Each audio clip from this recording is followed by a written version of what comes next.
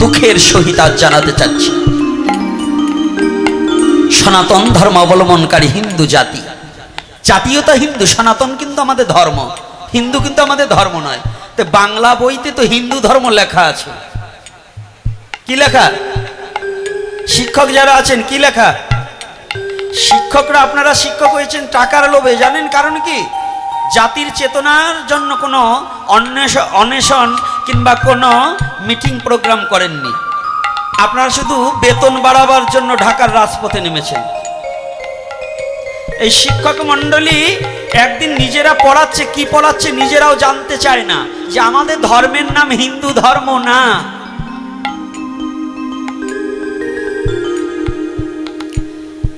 তাদের ইসলাম ধর্ম লেখা আছে, তাদের কিন্তু মুসলমান ধর্ম লেখা হয়নি।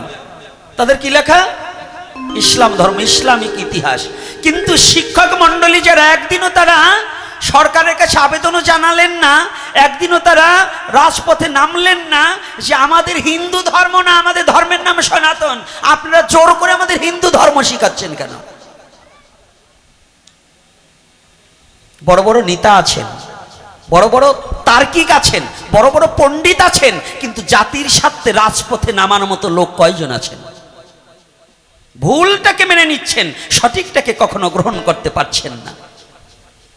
কই?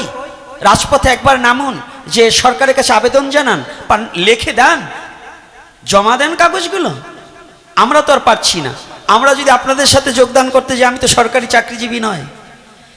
আপনার জ্ঞানীবর্গ যারা আছেন আপনাদের দিতে হবে, না হলে তো সারা জীবন, পূর্ব থেকে এই ৭১-এর পরে ভুল সিদ্ধান্ত আসছে সনাতন ধর্মের প্রতি।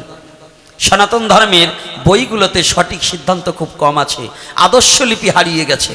সীতানাথ বসাকের আদর্শলিপি নেই, এখন মিনার আদর্শলিপি। তো মিনার আদর্শলিপি পড়ে কখনো জ্ঞানী হওয়া যায় না, ওতে ওই মিনার কাটন পর্যন্তই সই, কখনো ভগবত প্রেম উপলব্ধি করা যায় না। একে চন্দ্র, দুয়ে পক্ষ, তিনে নেত্র, চারে বেদ, পঞ্চবান, ছয় ঋতু, সাত সমুদ্র, অষ্টবসু, নয় নবগ্রহ, দশের দিক, এই তত্ত্ব অবগত হতে হলে সীতানাথ বসাকের আদর্শলিপি পড়তে হবে, তাই না? আর যদি ভজনানন্দী দেশে যেতে হয়, আমার গৌরকে অনুসরণ করতে হবে। গৌরকে যে অনুসরণ করেনি, সে কখনো ভজনানন্দী দেশে যেতে পারবে না। কষ্ট হচ্ছে নাকি আমার কথা শুনতে? কি বাবাদের কষ্ট হচ্ছে? আর কষ্ট হইলেও তো বলতে পারবেন না, আজকে একটু সত্য সত্য বলবো। আমি জানি বলতে পারবেন না। শ্যামকিশোর বাবা তো ভয়তে বলবে না, কারণ কি জানেন? উনি বলে না যে ওনার আবার এসে এদেশে আপনাদের সাথে ভোগ দিতে হবে, যদি ওনারে একা পাই এবার চাপিয়ে ধরেন। আর আমারও ওই ভয় নেই, চাপেন চাপতে চাপতে যাইতে পারে, এজন্য ছাড়বো না। দুঃখ হচ্ছে এই এতগুলো লোক যখনই করতালি দিতে বললাম, কেন বলছি এটা দুঃখ, হাত উঁচু করে করতালি দিতে আপনাদের লজ্জা ইতস্তবোধ মনে হলো। কিন্তু এখনই যদি রাজনীতি নেতারা আসে, যদি এখানের এমপি মন্ত্রী আসে, এই আবাল বৃদ্ধ বনিতা যতগুলো আছেন সবাই লাফিয়ে লাফিয়ে, কারণ এমপি আপনাদের কিছু দেবে, তারপরে চেয়ারম্যান আপনাদের কিছু দেবে, এজন্য লাফাবেন। কিন্তু এই চেয়ারম্যান, এমপি, রাজা, মনিস্ট্রি, আমাদের আজ প্রধানমন্ত্রী শেখ হাসিনা, ওই ভারতবর্ষের নরেন্দ্র মোদীকেও যিনি সৃষ্টি করেছেন, তিনি হচ্ছে আমার ভগবান। সেই ভগবানের নামে আপনাদের দুটো হাত উচ্চ হয় না। কিন্তু ওরকম মন্ত্রী মিনিস্টারকে যে সৃষ্টি করেছে, তার নামে হাত উঠছে না, কিন্তু সাধারণ আমার মতো জনগণের জন্য আপনি লাফাচ্ছেন। তাহলে আপনি কতটুকু জ্ঞানী আপনার নিজের বিবেকের কাছে প্রশ্ন করুন। বাবাকে চিনছি না, পিতাকে যে পুত্র সঠিকভাবে না চিনতে পারে, সেই পিতার সম্পত্তি ভোগ করতে তার লজ্জা করা উচিত। যে পুত্র পিতার বাক্য মানে না, যে পুত্র পিতার সঠিক কথা মানে না, সেই পুত্রের উচিত নয় তার পিতার সম্পত্তি ভোগ করা। যারা মনুষ্যকুলে জন্মগ্রহণ করে ভগবানের সম্পত্তি ভোগ করছে, সম্পত্তির আলো বাতাস, সম্পত্তি কি আলো বাতাস পৃথিবীতে কেউ দিতে পারবে? ভগবান ছাড়া দিতে পারবে? হ্যাঁ, আপনি ড্রামকে ড্রাম, সিলিন্ডারকে সিলিন্ডার, আপনি কি করে অক্সিজেন, আচ্ছা অক্সিজেন দিয়ে মানুষ রক্ষা করা যায়, ভগবান যদি না পারে বাবা কি রাখছে? পারছে? রাখতে পারেনি। আর যিনি আপনার যদি একটা সিলিন্ডার যদি ৫,০০০ ২,০০০ টাকা দিয়ে কিনতে হয়, আপনাদের কাছে প্রশ্ন, আজকে ছোট্ট একটু প্রশ্ন, যত ভক্ত মা ও বাবারা, আপনার সন্তান অসুস্থ হলে যদি হসপিটালে নিয়ে যান, হসপিটালে যাওয়ার পরে যদি বলছে এখন অক্সিজেনের প্রয়োজন, তার একটা সিলিন্ডারের দাম কত বাবা? কত? ৫-৭ হাজার। আচ্ছা, যদি 5টা সিলিন্ডার লাগে 25,000। তো এই 2-3 দিনে যদি 5টা সিলিন্ডার লাগে, তাতে যদি এতদিন, আর আপনি 25 বছর 50 বছর 100 বছর বেঁচে আছেন, আপনাকে বিনা সার্ভিস মানে বিনা পয়সায় যে সার্ভিস দিচ্ছে, যে অক্সিজেন দান করছে, তার টাকা কয়টা কবে দিবেন?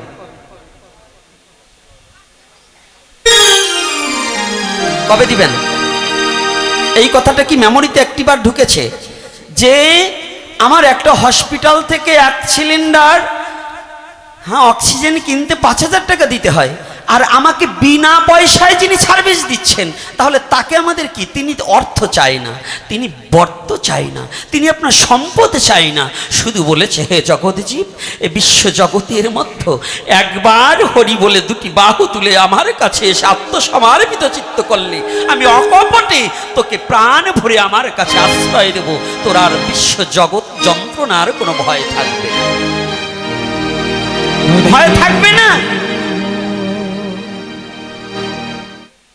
তাহলে সেই ভগবানের নাম করা থেকে আমরা বিরত হয়ে গেছি, ভুলে গেছি, ভগবানকে স্মরণ করা ভুলে গেছি। আজকে আপনাদের সব বলে যাচ্ছি ঘোর তার বিপদ সম্মুখে। যে বিপদটার কথা বলছি আজকে একটু জেনে নিন।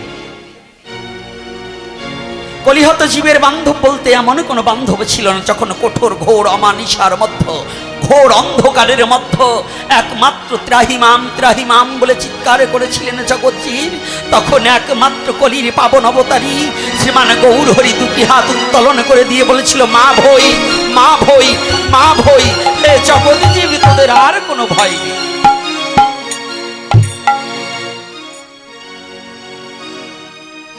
সনাতন ধর্মের কোন দেবতা, অন্য কোন ভগবান 2টি হাত উত্তোলন করে জগৎজীবকে ডাকেন, জগৎজীবকে ডাকেনি।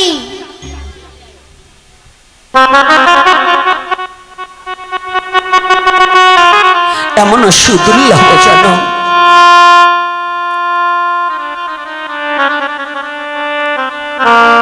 নরোত্তম দাস ঠাকুর মহাশয় বললেন, গুড়া অবতার ও সার, গুড়া অবতার, অবতার ও সার, সার মানে কি? যতই অবতার আছে তার মধ্যে শ্রেষ্ঠ অবতার হচ্ছে গৌরাঙ্গ অবতার।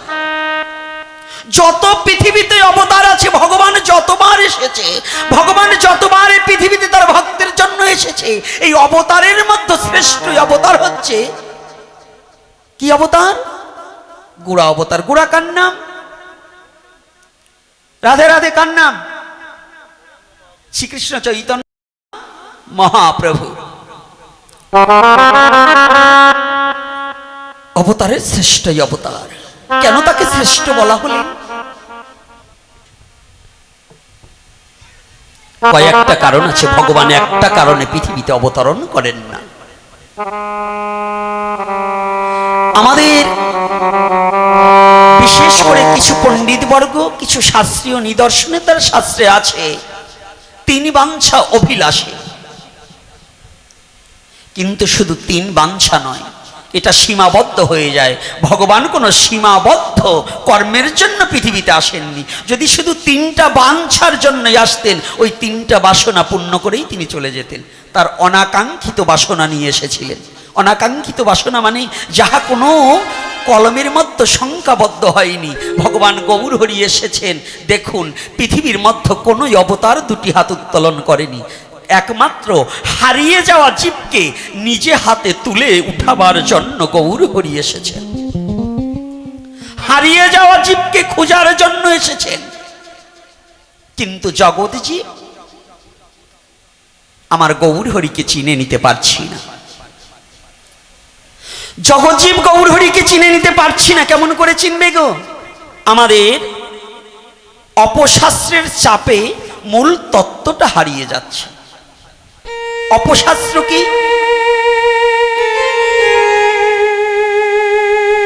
আজকে যেমন বাবাকে বলেছি যে বাবা আমার ডান ভাগে ব্রাহ্মণের সন্তান হয়ে আজ অহংকারের আসনটাকে পরিত্যাগ করে অভিমানকে চ্যুত হয়ে আমার মহাপ্রভুকে স্মরণ করে আজ ধরণীতে নেমে এসেছে। আমি প্রণাম জানাই এই কারণে। কবে বা ছিল এমন রঙ্গ ব্রাহ্মণে চণ্ডালে করে কুলাকুলি?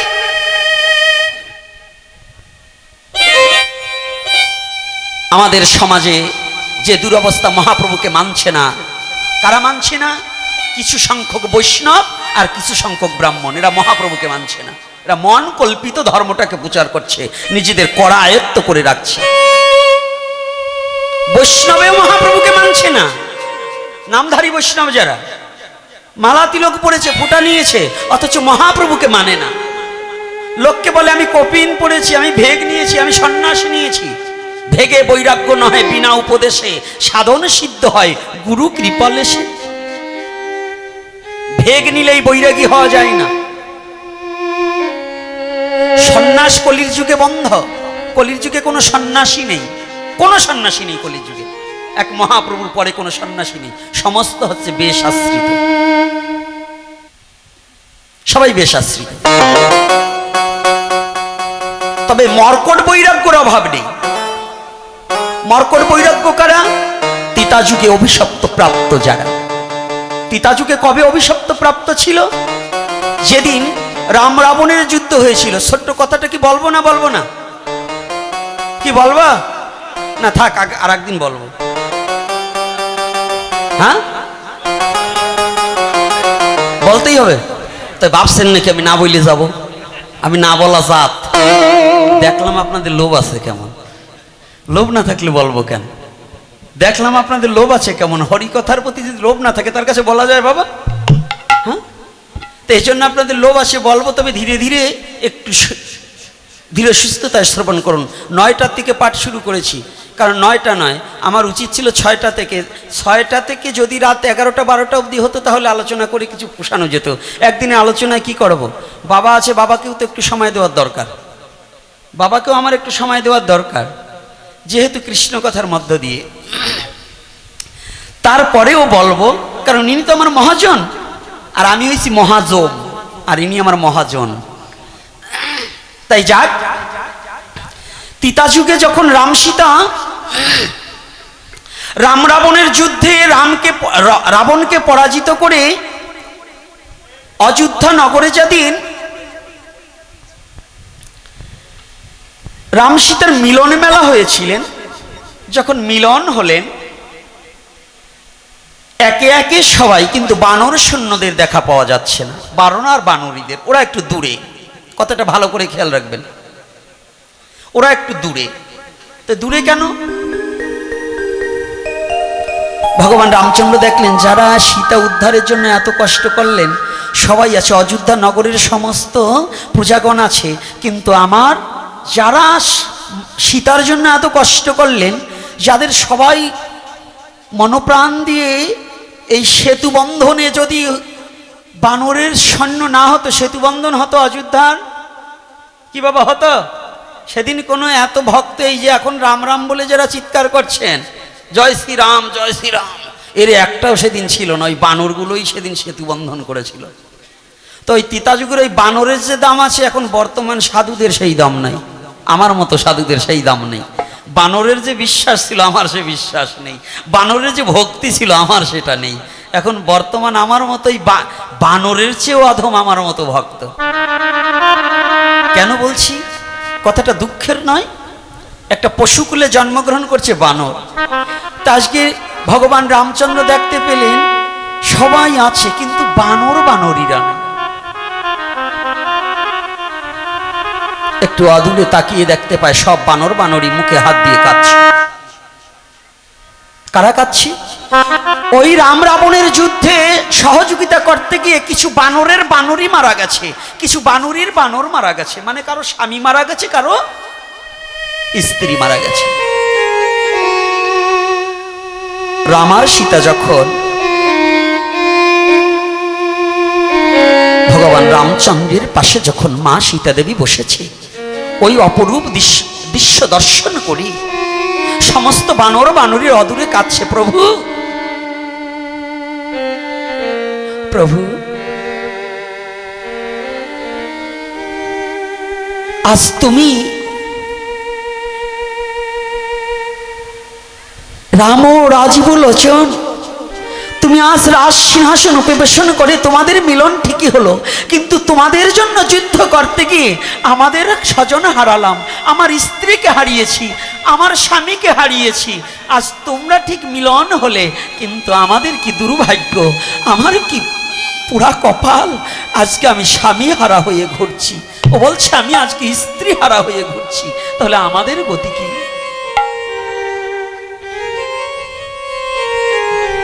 আজকে যেমন প্রফুল্ল বাবা সকালবেলা স্নান করছে আর দুঃখের কথা বলছে যে বাবা আজকে 2-3 মাস আমি একাকী ঘরের মধ্যে আছি, তা আমি আগে জানতাম না, পরে জিজ্ঞাসা করেছি, বলছে মাতাজি চলে গেছে।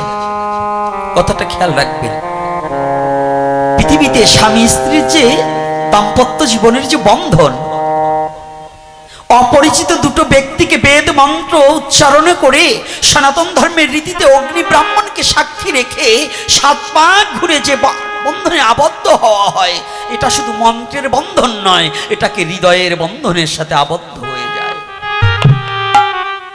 এই হৃদয়ের বন্ধনটাকে ছিন্ন করে একটা পাখি, প্রাকৃতিক জগতে একটি ডালে 2টি পাখি থাকলে একটা পাখি যখন কেউ গুলি করে মেরে ফেলে, ওই পাখিটি চিরতরে অসহায় হয়ে পড়ে, তার মনের কথা ব্যক্ত করার মতো জায়গা আর কোথাও থাকে না, থাকে না। বানরগুলোও ঠিক ওইমনি ভাবে দুঃখিত চিত্তে ব্যথিত হৃদয়ে ভগবানের চরণ প্রান্তে তাকিয়ে, উপরের দিকে নয় চরণের দিকে।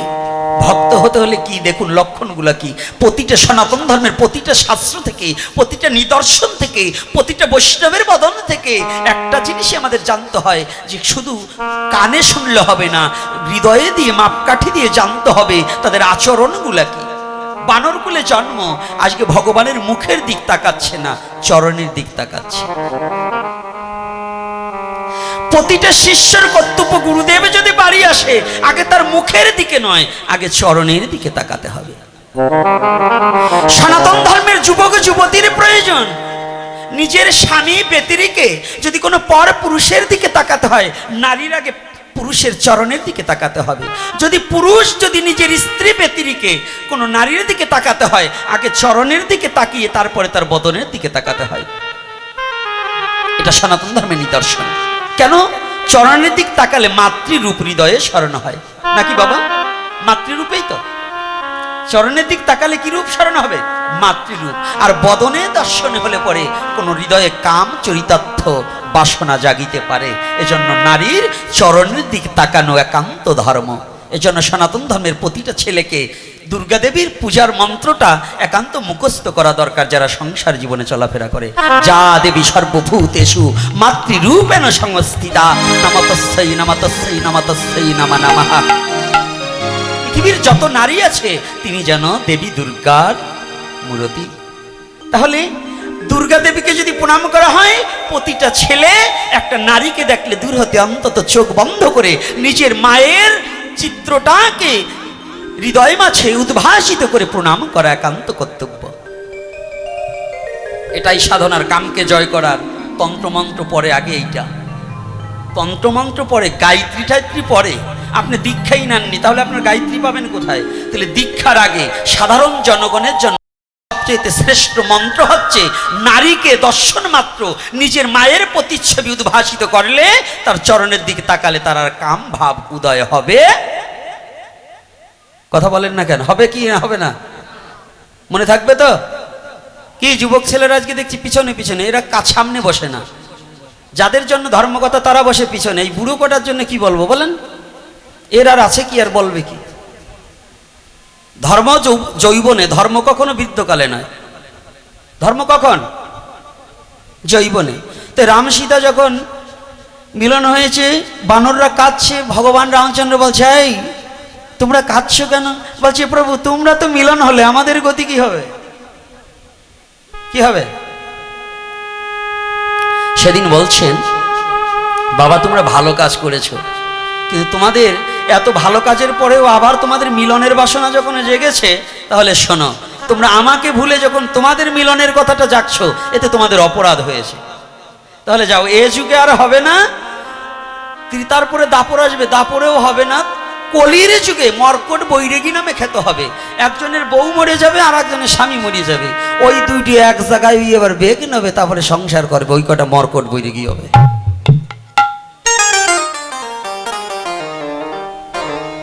কথাটা বুঝছেন তো? একজনের বউ মরিয়ে যাবে আর একজনের স্বামী মরিয়ে যাবে, ওই দুইটা দুই ঘরের তে বাইরে এসে আবার কবে আমরা বেগ নই, আসো দুইজনে এক আড়িতে খাই। ওইটি যারা যারা মর্কট বৈরাগী খ্যাত তারা কষ্ট পাচ্ছেন, একেবারে ক্লিয়ার। এই মর্কট বৈরাগী আর এই যে বামুন, যারা বামুন, ব্রাহ্মণ নয়, ব্রাহ্মণকে প্রণাম করতে হবে, ব্রাহ্মণকে ভগবানও সম্মান করেছে, আর ব্রাহ্মণ আর বৈষ্ণব এতে কোনো প্রভেদ নেই, একই বিষয়বস্তু। কিন্তু ব্রাহ্মণের কোনো জাত নেই, বৈষ্ণবের কোনো জাত নেই। আজকে আমাকে ফোন করেছে আপনার যশোর থেকে, যশোর কেশবপুর থেকে বাবা ফোন করেছে। তা আমি বলছি কি বাবা?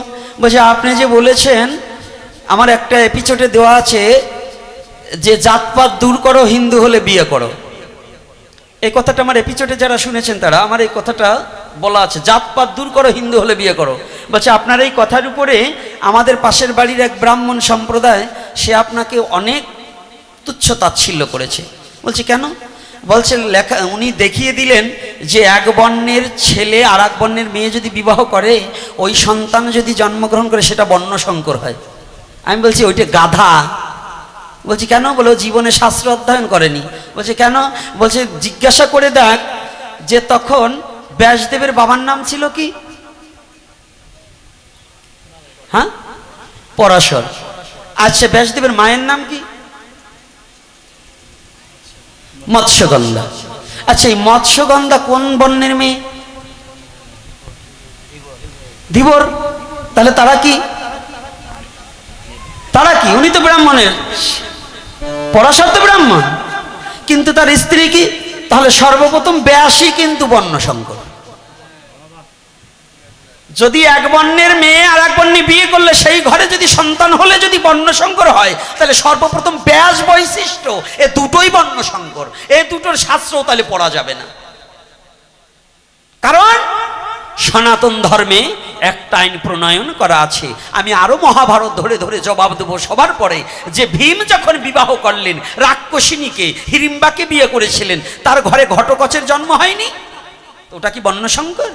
ওটা যদি শাস্ত্রের ইতিহাসে লেখা থাকে, মহাভারত সনাতন ধর্মের একটা ইতিহাস, তাহলে সনাতন ধর্মের মধ্যে মালাধারী হিসাবে যদি কোনো ছেলে কোনো মেয়েকে পছন্দ করে, তাকে তার মধ্যে যদি উপযুক্ত হয় তাকে বিবাহ দেওয়া যায়, তাতে কোনো বাধা নেই, যেন সনাতন ধর্ম পরিত্যাগ না করে, ধর্মান্তরিত না হোক। সনাতন ধর্মের মধ্যে হলেই হয়, তাতে কোনো দোষ হয় না। নারীর কোনো গোত্র নেই। না হলে আমার বাবাজি শাস্ত্রজ্ঞ বিদগ্ধ পণ্ডিতজন আছেন, নারীর কোনো শাস্ত্র কোনো কি বাবা আছে? নারীর কোনো গোত্র আছে? নারী যে গোত্রে যাবে সেই গোত্রের।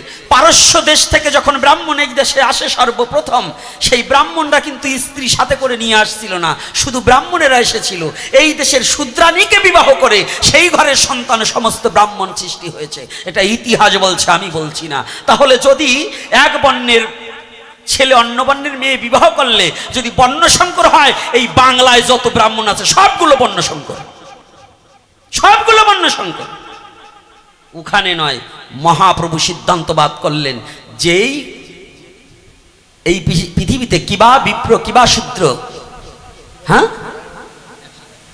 নেশি কেন নয়, যেই জন কৃষ্ণ বিত্তাৎ সেই গুরু হয়। এখানে কিন্তু মহাপ্রভু সমস্ত কিছু দূর করলেন। মহাপ্রভু প্রাচিত্য বিধান, আজকে প্রাচিত্য বিধানে বাবার পাণ্ডুলিপি দেখেছি, মহাপ্রভুর চেয়ে প্রাচিত্য বিধান কলির যুগে কোনো পণ্ডিত দেখাতে পারেনি। যত স্মার্ত মতের যত পণ্ডিত বলুক না কেন, মহাপ্রভু যে সিদ্ধান্ত দিয়েছে, যে পণ্ডিত মহাপ্রভুকে মানে না ওই পণ্ডিতকে আমরা মানি না। যে পণ্ডিত, যে ব্রাহ্মণ, যে বৈষ্ণব মহাপ্রভুকে মানে না, কুকুরের মুখ দর্শন করি, আমরা তার মুখ দর্শন করি না। রাধে রাধে। কি রাজি আছেন? জয় নিতাই। কারা রাজি আছেন? মহাপ্রভুকে মানেন কারা? একটু হাত তুলুন তো দেখি, মহাপ্রভুকে মানেন কারা? কথার বেলায় মানেন, কাজের বেলায় মানেন না।